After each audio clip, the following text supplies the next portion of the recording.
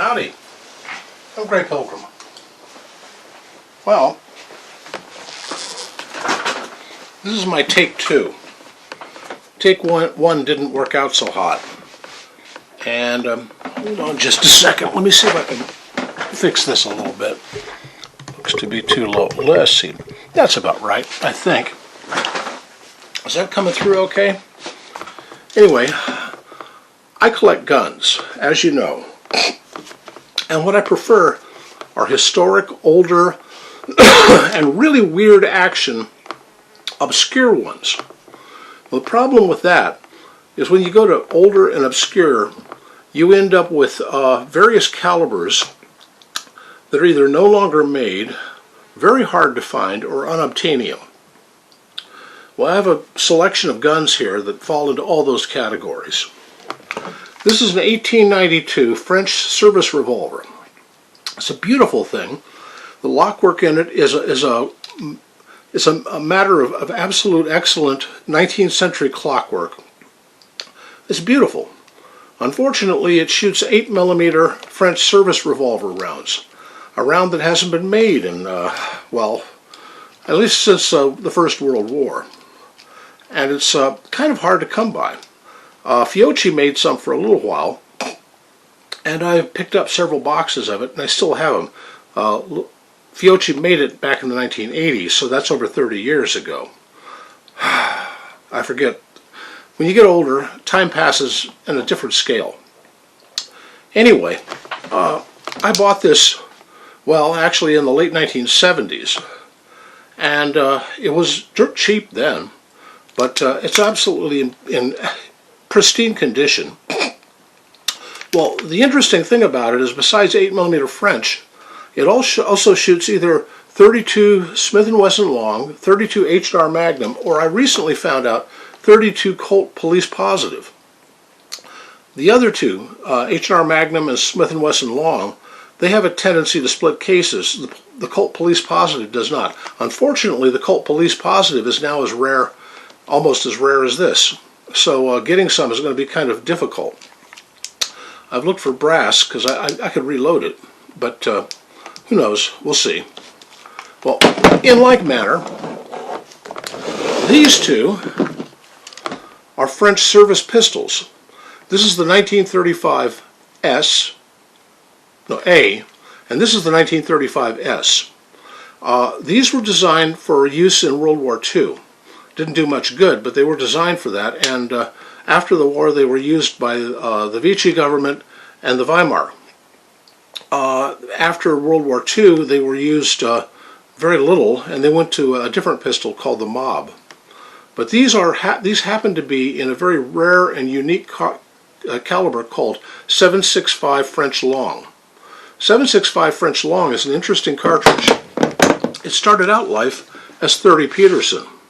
It was designed in the late World War I to be used in what became known as the Peterson device. And the Peterson device was a very hush-hush U.S. project to arm all the soldiers on the front with a submachine gun for the spring offensive of 1919. Well, the armistice of 1918 put the kibosh to any kind of plans for an advance in 1919, so the whole thing was scrapped. And what there was of the Peterson devices were crushed, melted down, or thrown into the ocean. Very few of them survived. Well, the French, because they were part of the planning on all of this, they'd had some of these 7.65 cartridges and a couple of Peterson devices delivered to them for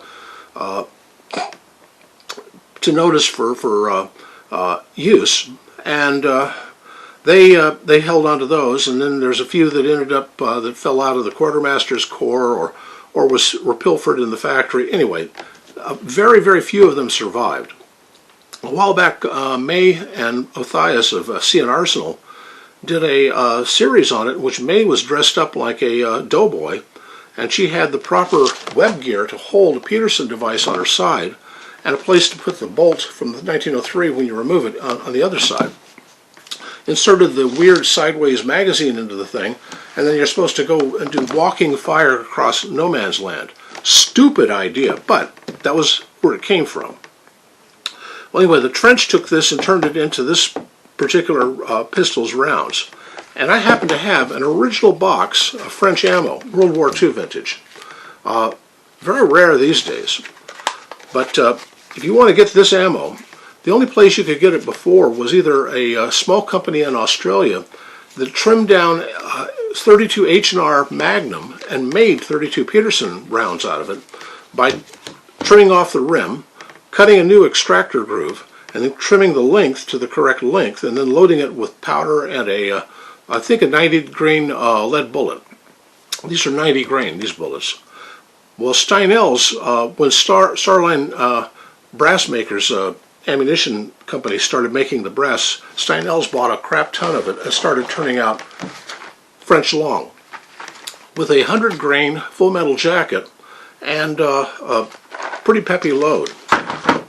But these things can handle it just fine. This one, by the way, you may notice, it was designed by a fellow by the name of Charles Petter. And this looks a lot like a SIG P210, and there's a reason. The SIG P210 was also designed by Charles Petter, and this was like a prototype of it. The SIG P210 is basically this robust grandkid of this one.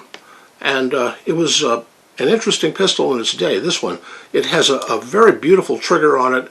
It's as robust as a Swiss pistol. I like it. It's just in a weird caliber. But interestingly, that caliber is best known for Mussolini was assassinated with a submachine gun, model MOS 38, I think, that was held by a partisan. That's his other major claim to fame. Also, Ian McCollum happens to own a MOS 38. I think it's a 38. Don't quote me on that. And he bought up most of Steinell's ammo purchases over the last few years. But the guys at Steinell know me, and they know that if they ever get any into the warehouse, I'll be first in line to get a box. Anyway, that's another weird caliber. Here's another one. This is 9x24 Steyr. What is 9x24 Steyr?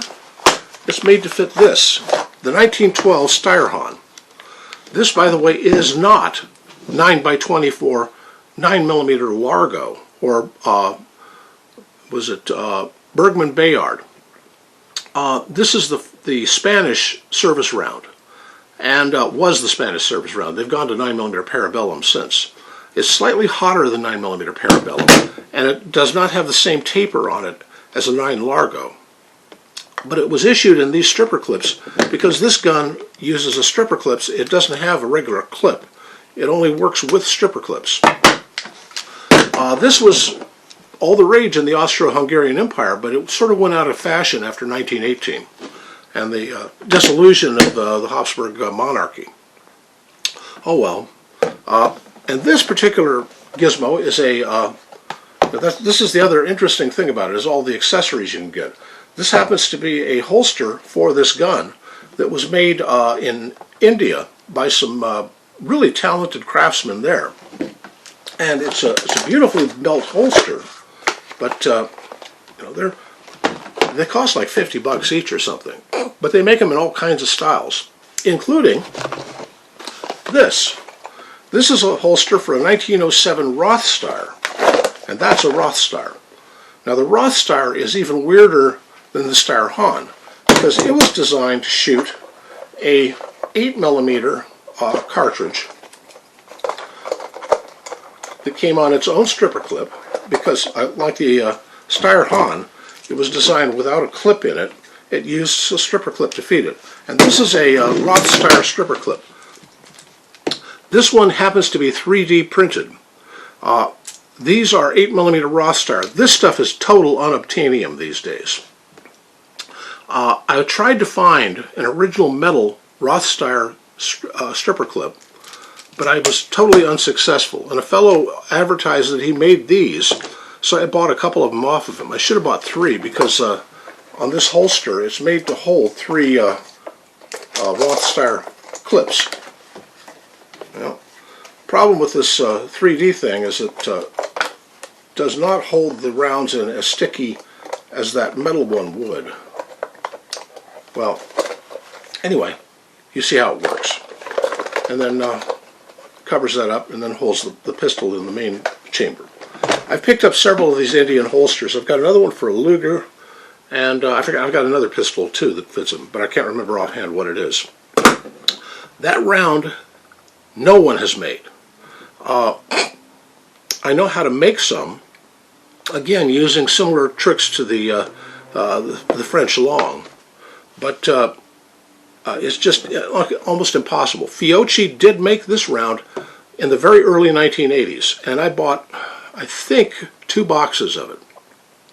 And I've got 49 rounds left of this ammo. I don't plan on shooting it anytime soon, but golly, this pistol is just one of the most steampunk, weird-looking pistols I've ever owned. Incidentally, I bought this at a gun store in Albuquerque, New Mexico in the late 1970s, actually, a place called Ron Peterson's on Central Ave. It's not there anymore. I think Ron may have passed away by now. But he was a great collector, an emporium for surplus and obscure, very valuable guns.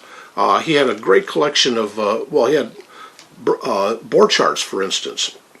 And he had Bergman Bayards and Danish service pistols, Viz. He had several of these things, of weird pistols. And if you were ever lucky enough to go up to the upstairs at Ron Peterson's, he had his collection up there, and it was to die for. But you could only get up there if you were friends of a friend. I think his company's still in business, but they only do mail order now. Oh well. But anyway, I love, oh, by the way, I was going to say, $300, right? There are Roth-Steyr stripper clips for sale. Simpsons & Company, or Simpsons Limited, actually has one right now. You can buy your very own Roth-Steyr stripper clip for $630. Double, more than double the cost of this gun to buy a stripper clip with, I think, 8 rounds on it. I think not. I think I'll wait until many Christmases go by before I ever pick that up. But but the thing is that when you have the only of an absolutely rare thing, you can charge what you want, and he did. Anyway, weird guns, weird calibers. I collect weird things, but I enjoy the hell out of it. Anyway, that's about all I got to talk about. Happy trails. Ooh.